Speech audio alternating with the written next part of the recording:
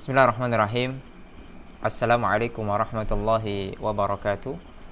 Innal hamdalillahi nahmaduhu wa nasta'inuhu wa nastaghfiruh wa na'udzu billahi min shururi anfusina wa min sayyiati a'malina. Man yahdihillahu fala mudilla lahu wa man yudlil fala hadiya lahu. Asyhadu an la ilaha illallah wahdahu la syarika lahu wa asyhadu anna Muhammadan 'abduhu wa rasuluh. Qala Allah tabaraka wa ta'ala ya ayyuhalladzina amanu taqullaha haqqa tuqatih wa la tamutunna illa wa antum muslimun. Alhamdulillah, kita bersyukur kepada Allah tabaraka wa ta'ala yang telah mengumpulkan kepada kita berupa banyak nikmat, ya. Salah satunya adalah nikmat kesehatan dan waktu yang luang sehingga kita bisa menghadiri kajian pada malam hari ini yang membahas kitab Al-Bidayah fi Ilmi Mustalahil Hadits. Dan ini merupakan pertemuan yang keempat, ya, dari kajian kita secara virtual, dan sudah masuk kepada Al-Babul Khamis, ya, Al-Babul Khamis, yaitu tentang masalah Al-Matnu wa Anwa'uhu, ya.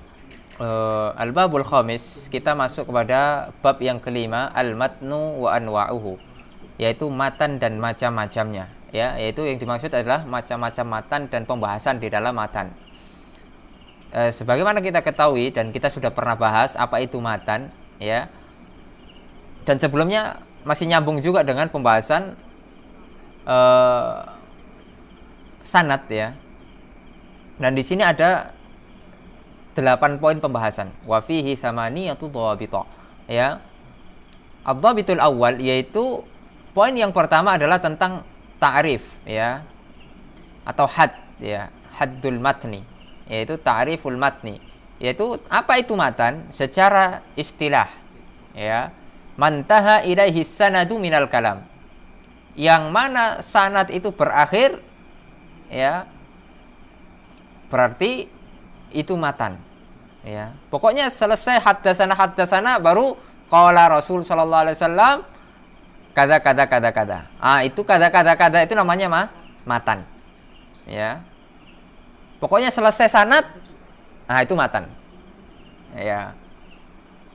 Itu yang dimaksud dengan matan. Itu secara bahasa, secara istilah, dan itu secara gampang, ya. Misalnya lah, kita nggak jauh-jauh, ya. Kita sering mencontohkan hadis arba'in, misalnya hadis yang kelima, ya, tentang larangan berbuat perkara baru di dalam agama, ya. Itu Aisyah radhiyallahu anha meriwayatkan dari Nabi Muhammad sallallahu alaihi wasallam, ya. Kemudian Nabi Muhammad SAW bersabda, man ahdatsa fi amrina hadza ma laisa minhu fahuwa rad. Barang siapa yang berbuat perkara baru di dalam agama yang tidak ada perintah dari kami, ya, tidak ada ajaran dari kami, ya, maka amalan tersebut tertolak. Ya, dari mulai man ahdatsa fi amrina itu semuanya matan. Ya, adapun qala Rasul, kemudian an Aisyah dan seterusnya sampai itu kan diriwayatkan oleh Imam Bukhari, ya, dan lafadz Muslimnya ada juga, ya. Itu sanad. Adapun lafadz hadisnya tadi itu namanya matan, ya. Semoga bisa dipahami dan ini mudah sekali, ya. Dan ini sangat mudah. Kemudian ad-dhabitus tsani, poin yang kedua, pembahasan yang kedua adalah tangqasimul mutunu bi'tibari man udhifat ilaihi ila thalathati aqsam, ya. Dan mutun, ya, matan-matan, al-matnu jam'uhu mutunun, ya, matan jamaknya mutun, ya. Oleh karena ada mutun, ya, talibul ilm, ya, yaitu matan-matan, kumpulan matan talibul ilm, ya. Itu yang dikumpulkan oleh Syekh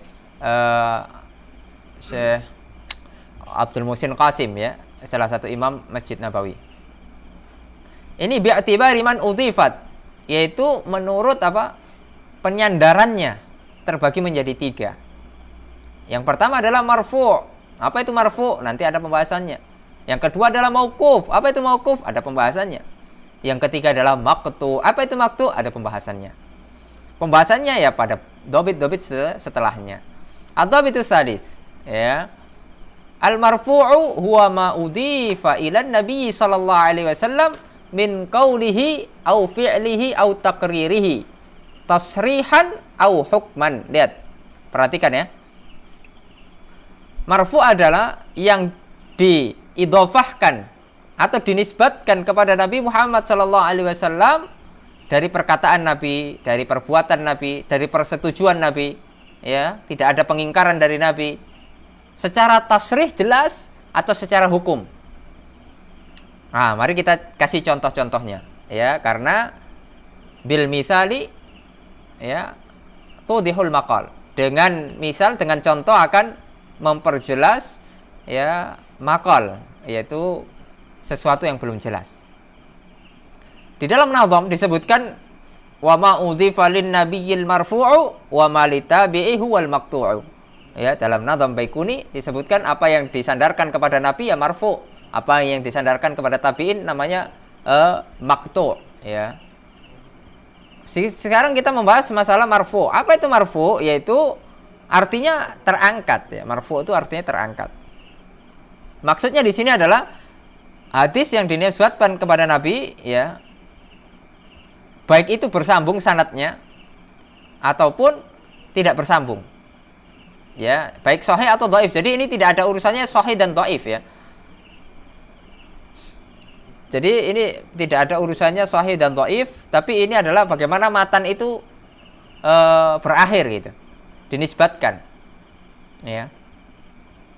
Ma'asyiral muslimin rahimani wa rahimakumullah. Ya, baik dari ucapan Nabi, perbuatan Nabi, persetujuan Nabi, dan kemudian secara tasrih, ya, ataupun secara hukum. Secara tasrih banyak sekali, ya. Misalnya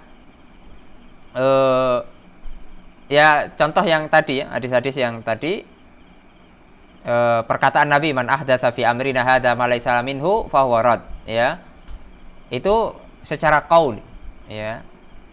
Misalnya albirru husnul khuluq, ya, kebaikan itu adalah akhlak yang mulia. Wal itsmu ma haka fi sadrika wa karihta ayatali alaihin nas. Sedangkan dosa itu apa yang terbesit, apa yang menggelisahkan hati, yang kalian itu benci ketika manusia melihat, ya, kalian melakukan suatu perbuatan. Nah, itu dosa. Itu dari perkataan Nabi Muhammad SAW, innamal a'malu binniyat misalnya, ya, itu marfu qauli, ya. Ada juga marfu fi'li. Contoh, misalnya hadis Ibnu Umar, beliau mengatakan kana Nabi sallallahu alaihi wasallam atau kana Rasulullah sallallahu alaihi wasallam ya'takifu al-ashar al-awakhir min Ramadan. Bahwasanya Rasul sallallahu alaihi wasallam dahulu iktikaf 10 hari terakhir pada bulan Ramadan. Itu namanya marfu fi'li. Jadi para sahabat meriwayatkan dengan melihat perbuatan Nabi Muhammad SAW. Contoh hadis yang lain, hadis Aisyah. Ya, hadis Aisyah radhiyallahu an. Ya, kana Rasulullah sallallahu alaihi wasallam idza dakhala al-ashara ahyal lail. Jika Nabi Muhammad SAW menjumpai 10 hari terakhir bulan Ramadan, maka beliau menghidupkan malam-malamnya. Ya, ini riwayat Aisyah ini. Kemudian wa aiqadha ahlah, ya, wa syadda al-mi'zar. Kemudian beliau juga membangunkan keluarga-keluarganya dan apa? Mempererat sabuk, ikatan pinggang. Itu artinya apa? Beliau menjauhi keluarganya agar tidak berkumpul. Maksudnya di sini jima dengan keluarganya. Memang fokus untuk ibadah itu.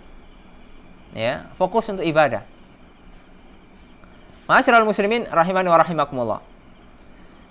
Kemudian yang lain, misalnya juga riwayat Aisyah, ya, kana Nabi sallallahu alaihi wasallam yaqumu minal laili hatta tatafattar qadama. Nabi Muhammad sallallahu alaihi wasallam dahulu itu rajin salat malam sampai kakinya bengkak. Nah, ini kan Aisyah meriwayatkan karena perbuatan Nabi sallallahu alaihi wasallam. Nah, ini namanya marfu fi'li. Ya, kemudian adapun takriri, ya, sebagaimana contohnya, misalnya Nabi Muhammad SAW melihat suatu kejadian tapi tidak mengingkari, berarti Nabi Muhammad SAW menyetujui. Nggak mungkin Nabi membiarkan kemungkaran, ya, nggak mungkin Nabi Muhammad SAW membiarkan kemungkaran. Di antara contohnya, yaitu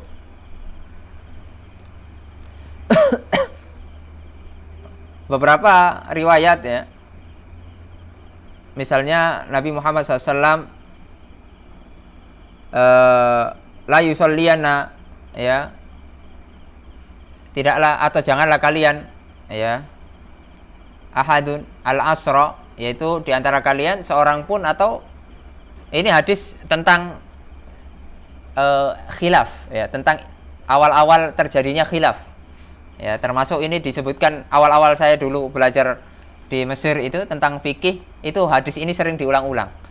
La yusalliyanna ahadun al-asra illa fi Bani Quraidah. Janganlah sekali-kali kalian salat asar kecuali di Bani Quraidah. Ya, Bani Quraidah suatu tempat ya.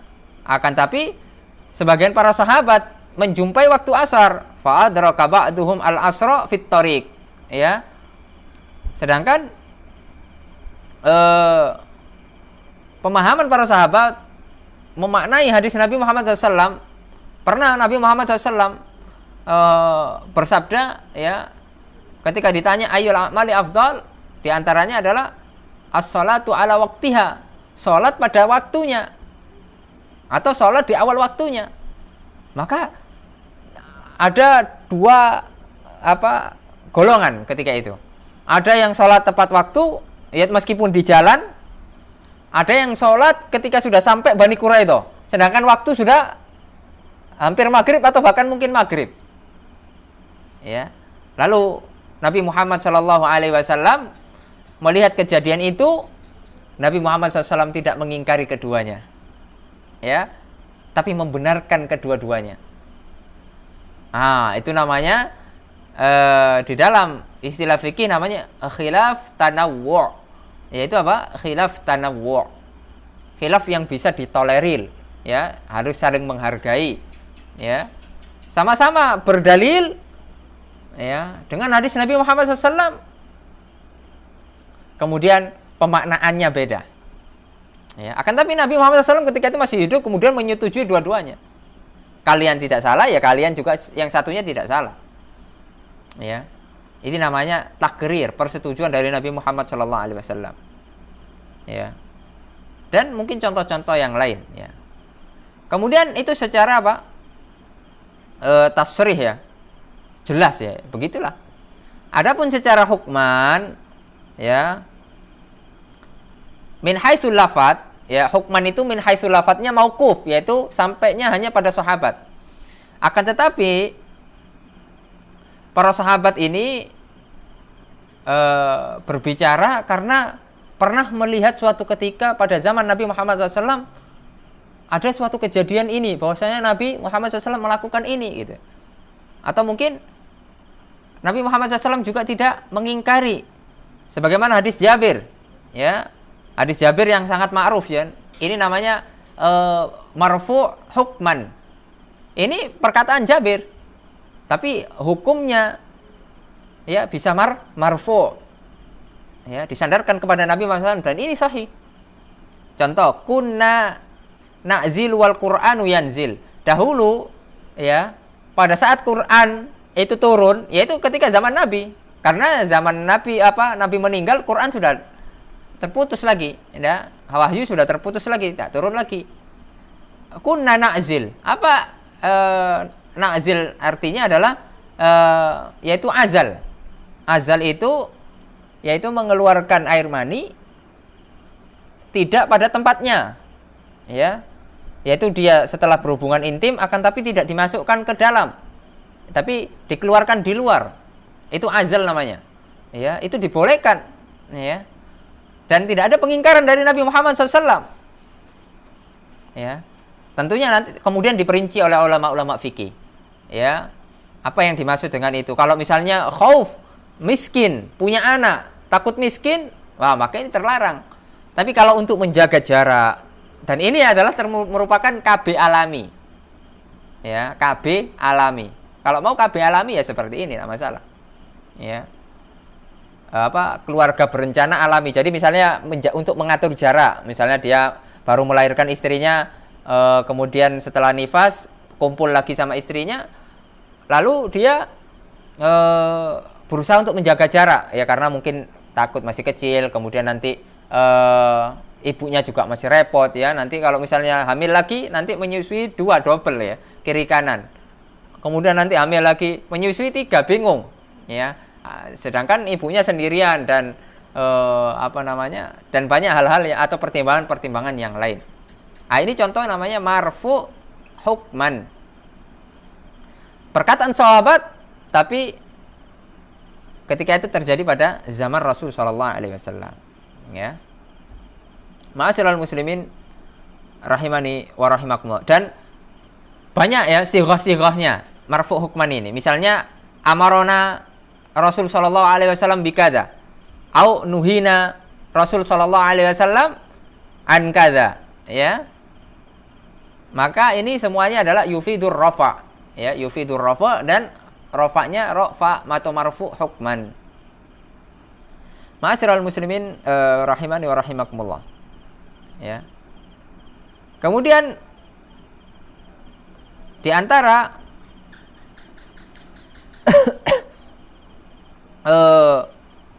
marfu yang lain masih banyak ya, marfu hukman yang lain masih banyak ya. Karena kita pembahasannya singkat ya, kita tidak perlu melebar ya. Bisa dibaca di syarahnya kitab ini, Syarhun Nafis, itu Syekh Muhammad Toha menjelaskan panjang lebar. Adapun yang kita tadi sampaikan adalah ringkasan-ringkasannya saja. Kemudian ya, itu tentang marfu ya. Marfu bisa jadi dhaif, bisa jadi sahih ya. Itu pembahasan lain, masalah sahih dan dhaif ya. Itu nanti kan urusannya pada rijalus sanad ya, tentang rijalnya, perawinya ya. Kemudian ad-dhabitur rabi', ad-dhabitu ar-rabi', tentang apa? Al-mauquf. Ya, al-mauquf adalah ma udhifa ila wahidin min sahabatin Nabi sallallahu alaihi wasallam,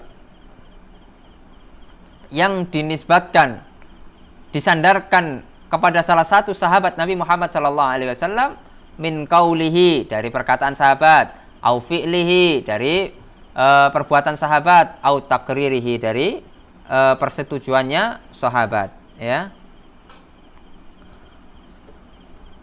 Ini baik nyambung atau tidak ya.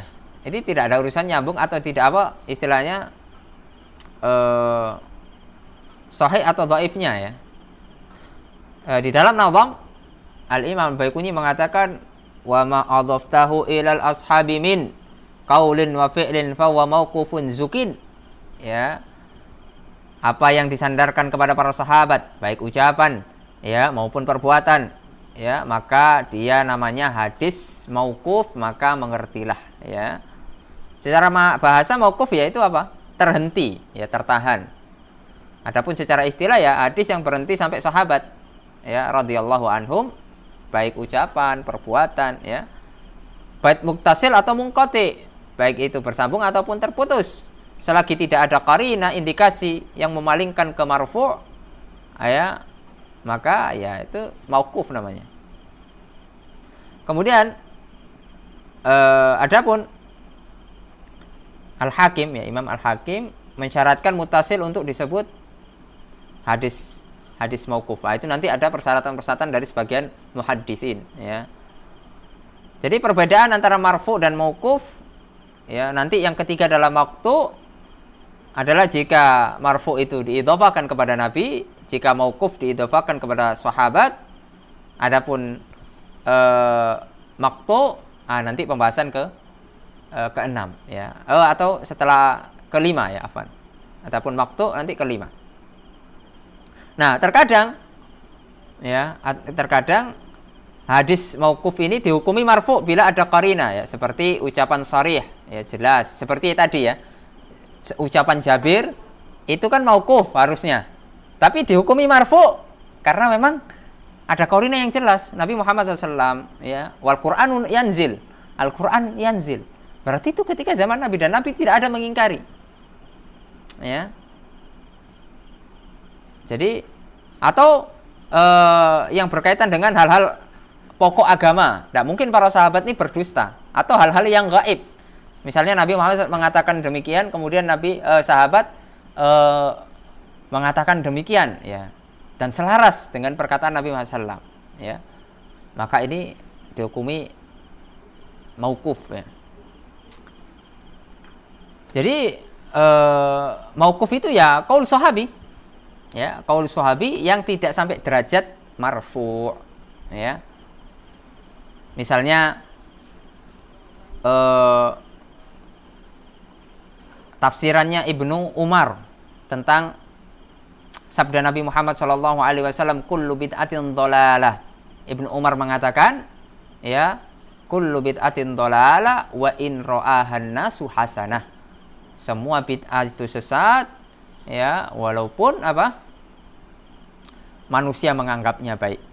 Tapi ini ada sandarannya, ya, lafadznya itu sama dengan lafadz Nabi Muhammad SAW, akan tapi ada beberapa tambahan. Ini secara hukum mauquf, ya. Ini mauquf sampainya kepada sahabat yang mulia Ibnu Umar radhiyallahu an, ya, radhiyallahu anhuma, ya. Bisa jadi dia marfu, karena memang Nabi Muhammad SAW mengatakan kullu bid'atin dhalalah wa kullu dhalalatin finnar, dan setiap kesesatan tuh, ya, tempatnya di neraka, ya. Dan perkataan para sahabat yang lain banyak sekali, ya. Kemudian yang adzabitul khamis, ya, yang kelima, poin yang kelima, al-maqtu' huwa ma udhifa ila wahidin minat tabi'in au man dunahum min qaulihi au fi'lihi au takririhi, yaitu yang sampai kepada tabi'in, ya, atau man dunahum yaitu tabi'ut tabi'in, ya. Ma'asyiral muslimin rahimani wa rahimakumullah, ya. Jadi maqtu ini beda dengan munqati, ya. Jangan keliru, ya. Nanti munqati ada pembahasannya sendiri.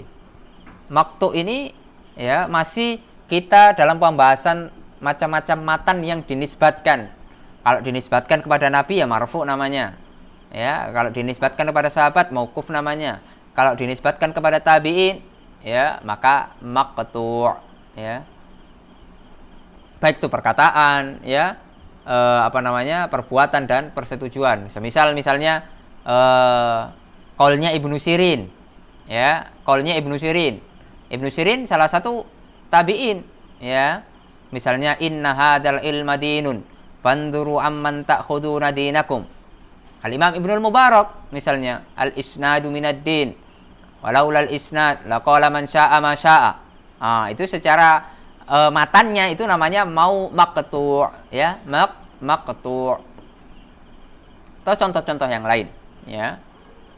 Kemudian ma'asyiral muslimin rahimani wa rahimakumullah. Kemudian yang ke berapa? Adzabitus sadis, ya, adzabitu huwa marfu'u sahabiyyin, ya, bisanadin zahiruhu al-ittisal, ya. Kalau hadis musnad itu, ya,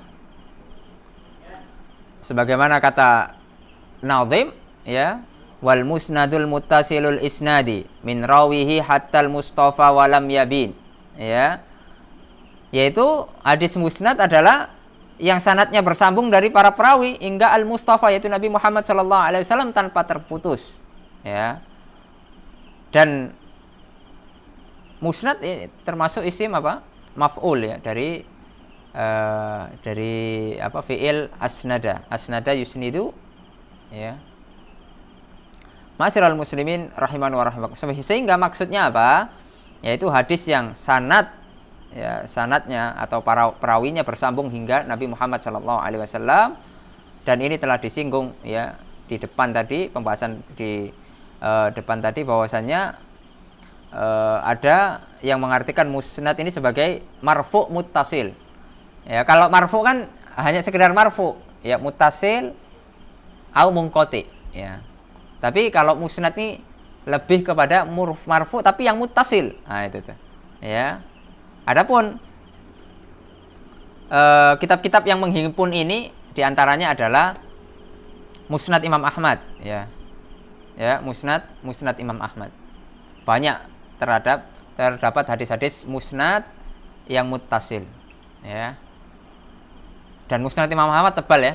Sekarang sekitar 52 jilidan ya. Dan cetakan terbaiknya masih dipegang oleh Muassasah Risalah di Beirut yang ditahqiq oleh Syekh Su'aib Al-Arnaud, ya. Syekh Su'aib Al-Arnaud rahimahullahu taala. Ya. Itu luar biasa. Itu perjalanan panjang dari Al-Imam Ahmad, Imam Ahlus Sunnah wal Jamaah. Adapun untuk yang mauquf, ya, dan maqtu' itu bisa dilihat di Musannaf Ibni Abi Syaibah, ya, kemudian Musannaf Abdur Razzaq. Adapun tafsir-tafsir biasanya terdapat di tafsir Ibnu Jarir At-Tabari, tafsirnya Ibnu Abi Hatim, dan ini sudah dicetak di Dar Ibnu Jauzi yang ada di Dammam, Saudi Arabia. Kemudian tafsirnya Ibnul Mundir dan yang lainnya, ya. Kemudian yang terakhir pada pembahasan kali ini adalah Ad-Dhabitus Sabi' Al-Israiliyat, yaitu Ad-Dhabitus Sabi' hadis qudsi, ya, hadis qudsi huwa ma adhafahu an-nabiy sallallahu alaihi wasallam ila rabbih, ya, itu di matan ila rabbihu, salah itu ya. Yang benar adalah ila rabbih, ya, karena dia haknya mudhaf ilai, ya, fi mahalli jarrin, ya, azza wa jalla wa laisa muta'abbadan bi tilawati.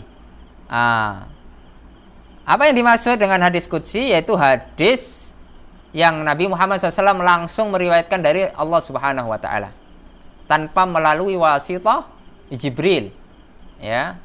Dan ini banyak ya hadis-hadis qudsi, termasuk di Arba'in itu ada, ya, barang siapa yang minta ampun kepadaku niscaya aku akan ampuni, ya.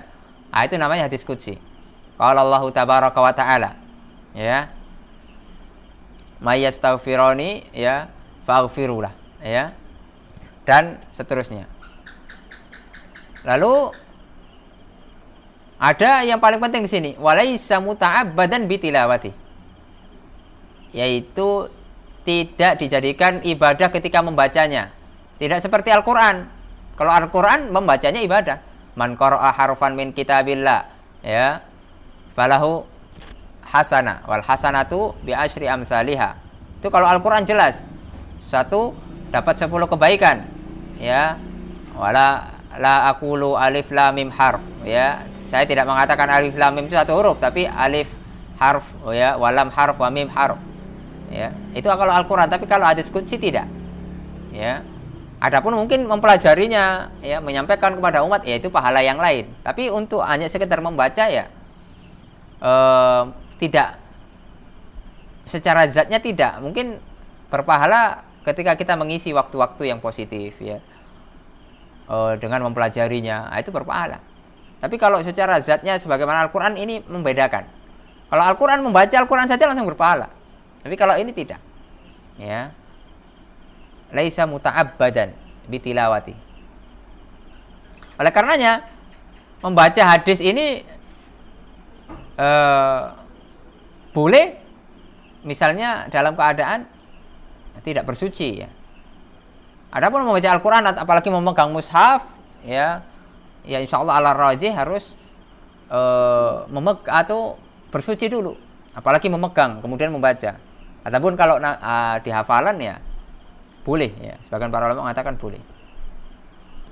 Itu tentang hadis qudsi, ya. Hadis qudsi banyak contohnya, dan ada juga hadis qudsi yang dhaif, ya.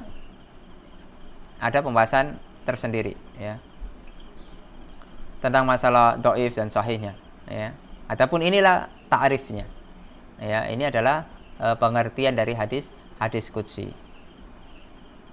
Kemudian yang terakhir tentang masalah Israiliyat, ya, Israiliyat. Dan hadis qudsi itu biasanya juga dinamakan hadis al-ilahi, hadis ar-rabbani, ya, banyak nama-nama yang lain.